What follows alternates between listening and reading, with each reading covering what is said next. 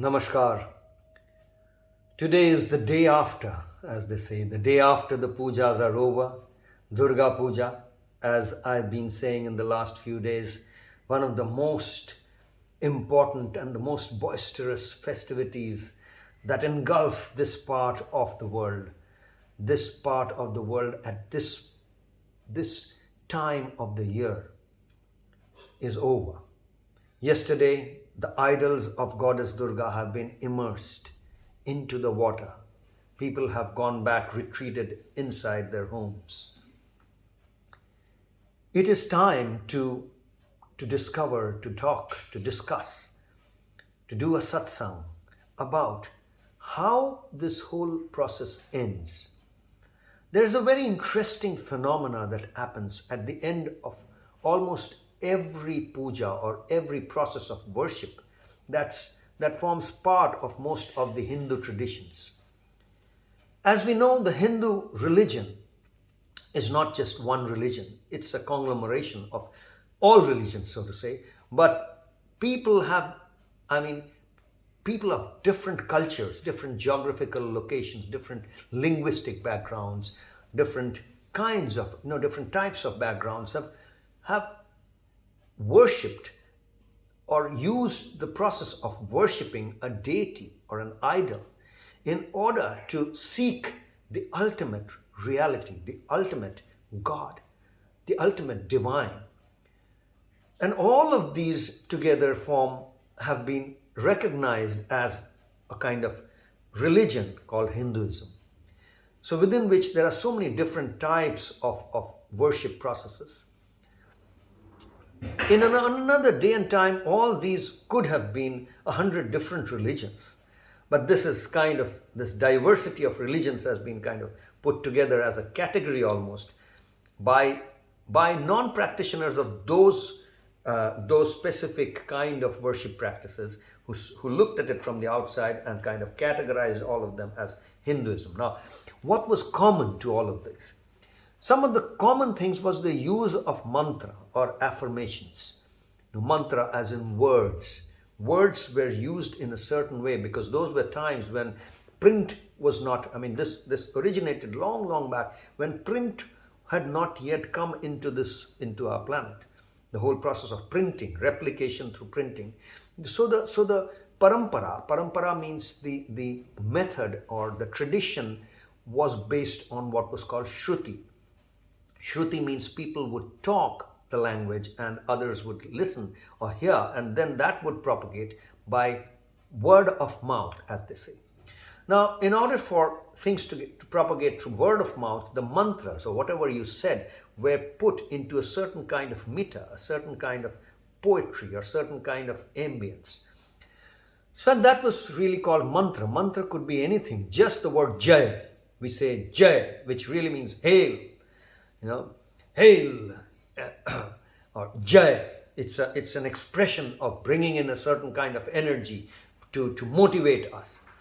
So Jai, the word Jai or the sound Jai is used in so many different ways. We say Jai Ho, or we say, when Rama, as you know, is one of the very important avatars. So Jai Shri Ram is now Shri Ram. But it is preceded by the sound of Jai. So just this Jai itself is a mantra. People don't realize it. They think that Jai Shri Ram, the whole thing is a mantra. Or Jai Siya Ram is a mantra. Or Jai Jai Jai Jai Jaikar Karna. This Jai is used in so many ways, but just the pronunciation of the term Jai is also a mantra. Now, like that, just the pronunciation of the word or the sound Ra is a mantra. All the pronunciations of words and sounds have been used as mantras. Now, from that, I'm not going into the details. That's not really the topic of our discussion today. We are focusing on that one mantra, one common mantra, which is used to complete all different worships of all different deities or idols. You may be worshipping Durga or Saraswati or Kali or Lakshmi or Jagadhatri. There are so many different deities. These are just the Shakti or the feminine deities. I mean, many of them. I've just named a few. There's Manasa, and there's so many. Similarly, there are so many other male deities or gods and goddesses. So Vishnu and Krishna and Shiv. And so all these different forms, and in many ways, these through stories, through myths, these forms have been related to each other, etc. Now, the point is that all of these pujas or processes of worship, they all would end in a common way using this one mantra, and that's the one that we're going to discuss today. The mantra which is used to end, to complete every process of worship, every puja. Now, it's very important before we delve into that mantra, this common mantra, and because it's over, that it's the day after, so it's the right time to really talk about the mantra which is used to end any puja. Now, before we get into understanding it or even pronouncing the mantra, it's very important and critical that the person who does this, who pronounces the mantra, has to become the person who is worthy of pronouncing that mantra. Otherwise, it's of no use. So you got to give yourself a little time to become that person, to qualify. Qualification is not a certificate that you get at one point of time. Qualification is a quality that you develop, that you imbibe in yourself at the spur of the moment, and whenever you are about to engage in a certain kind of activity. In order to engage in a particular type of action or activity or behavior, you need to qualify yourself, which means you need to, at that point of time, at that moment, imbibe a certain quality within you. You have to become a certain person. So even this mantra that we are going to utter now, we are going to pronounce now, in order to really understand what it means, it's very important to understand that who is qualified to pronounce this mantra. Now, the person who's qualified to pronounce this mantra is only one who has completely taken his or her own self from out of this process. Which means, we always say, we have mentioned this earlier, what is puja or what is worship? We have said it is work minus I is worship. If you if you are able to take the I out of any activity that you're doing, then that activity is worship. Now, this is something that we discussed earlier, on another satsang. But right now, we are talking about completing the puja, a process of worship. Worship itself is an activity. Now we are talking about ending it. Now we're going to see, where have we reached? Have we reached the destination? Well, this mantra will define whether we have reached the destination or not. Because this mantra is also called the Shama Yachika mantra. Means it's really the Yachika is an application, and Shama is asking for pardon. You want to be pardoned for anything that you might not have done correctly. So this is an application for pardon, for mercy also. So that's why it's also called the Shama Yachika mantra. And it's very important that who is qualified to ask for pardon, to seek mercy. Who is someone who has been able to completely squeeze out the I from this whole stuff. The I is not there. So we need to give ourselves that little bit of time, that amount of time with which we can right now take the I out. So I'll ring the bell 3 times and use that to an attempt to take the I out from this before we start explaining what this mantra is about.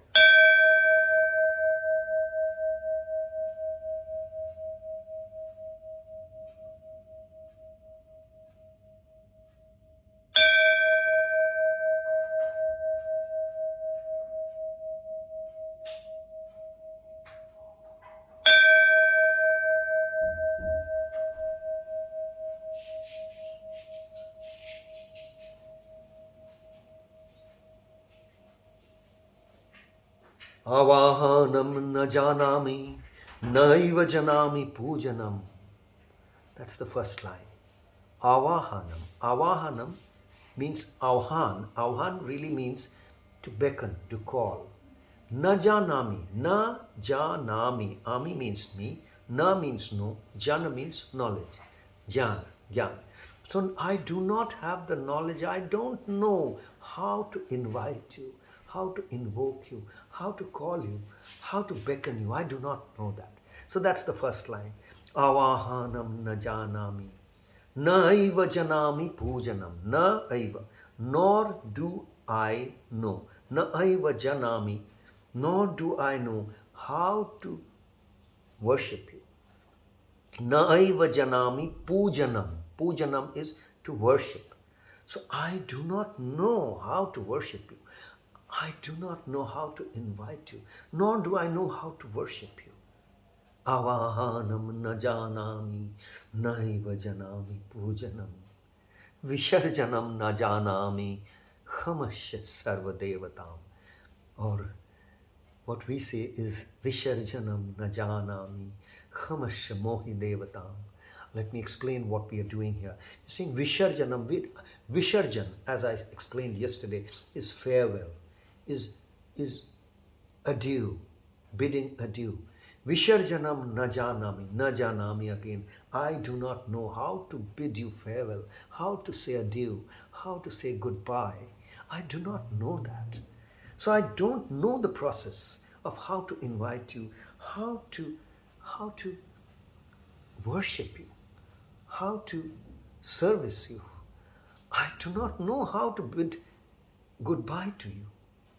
Hamasya, please pardon me. Pardon me. Hamasya is not even, there is a difference between Hamasya and pardon me.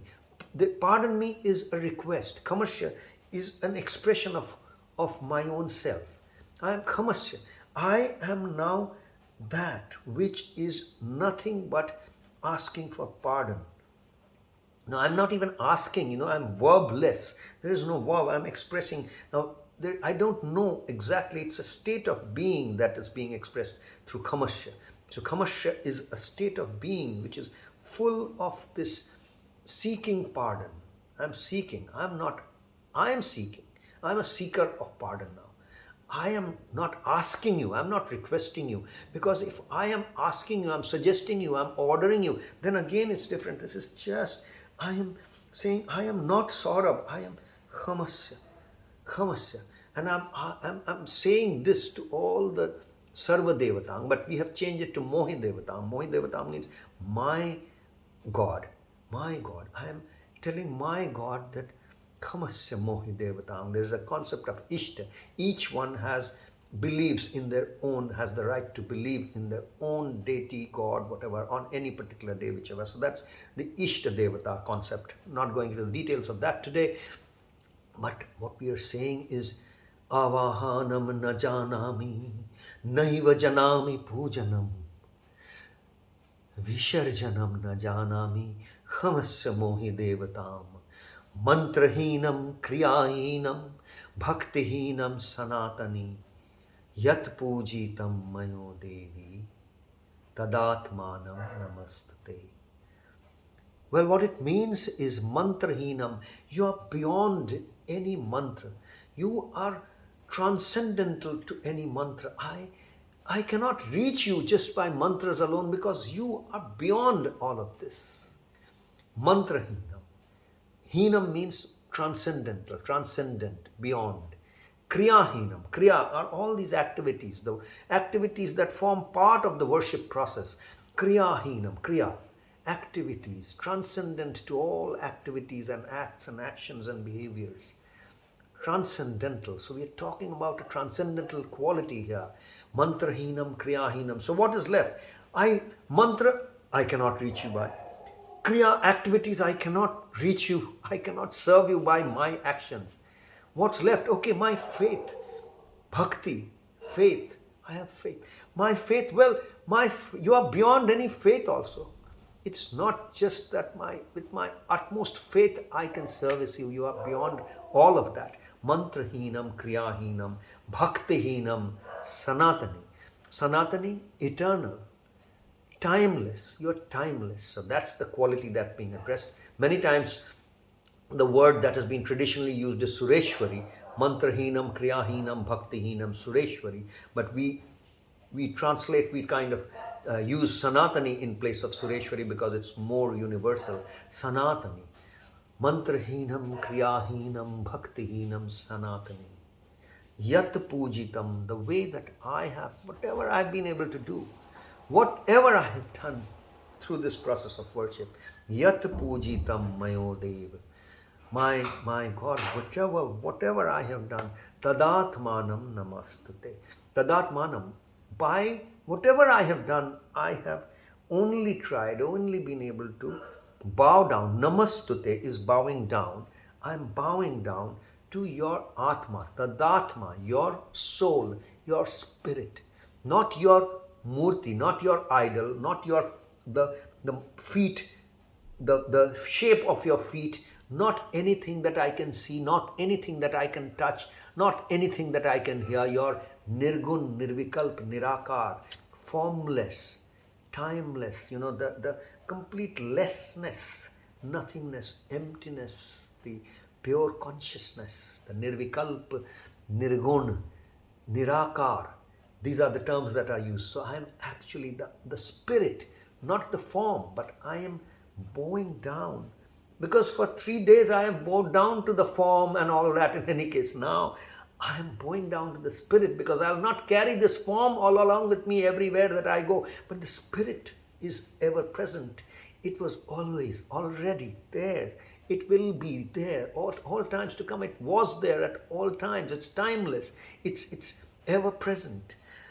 It's the ground of all being, everything. So that's really what I'm bowing down to now.